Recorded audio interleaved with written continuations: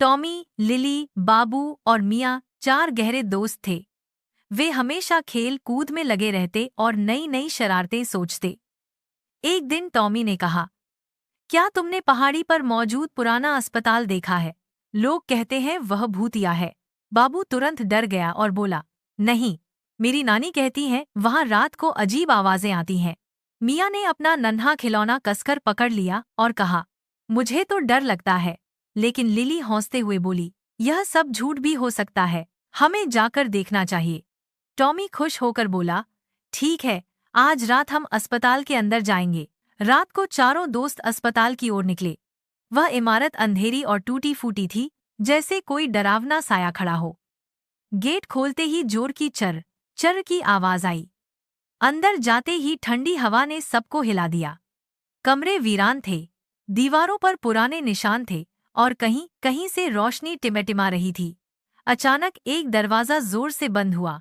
बाबू कांपते हुए बोला, यह क्या था? लिली ने सबको पास बुलाया और कहा, डरना मत, हम साथ हैं।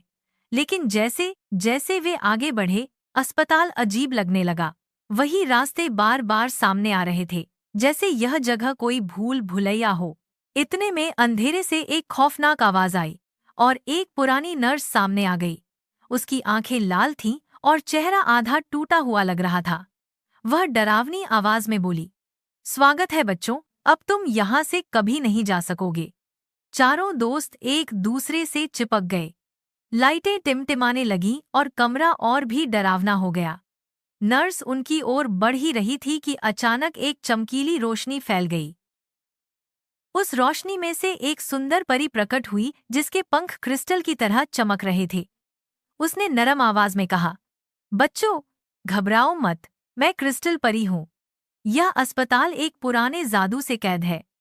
यहाँ की अंधेरी ताकतें लोगों को फांसा लेती हैं, लेकिन अगर तुम हिम्मत दिखाओगे तो मैं तुम्हें बचा सकती हूँ। नर्स ने जोर से चीख मारी और अंधेरे में गायब हो गई। परी ने बच्चों को सहलाया और कहा, इस जगह से निकलने के लिए तुम्हें 3 बातें साबित करनी होंगी, हिम्मत, सच्चाई और नेकी। चारों दोस्त एक दूसरे को देखने लगे। सबसे पहले टॉमी ने हिम्मत दिखाई और अंधेरे कमरे में अकेले जाकर पुराना दरवाजा खोला ताकि बाकी लोग आगे बढ़ सकें। फिर लिली ने सच्चाई का इम्तिहान पास किया। एक कमरे में उसे एक जादुई आवाज ने कहा कि अगर वह अपने दोस्तों को धोखा दे तो वह आजाद हो सकती है, लेकिन उसने तुरंत कहा, मैं अपने दोस्तों को कभी नहीं छोड़ूंगी। आखिर में नेकी का मौका आया। बाबू और मिया ने देखा कि एक छोटा सा भटका हुआ साया रो रहा है।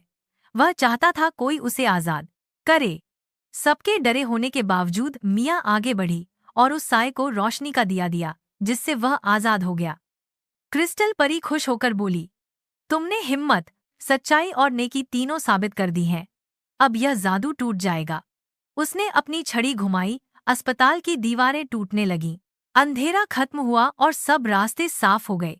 बच्चे बाहर खुले आसमान के नीचे खड़े थे। वे खुशी से चिल्लाने लगे कि आखिरकार वे आजाद हो गए।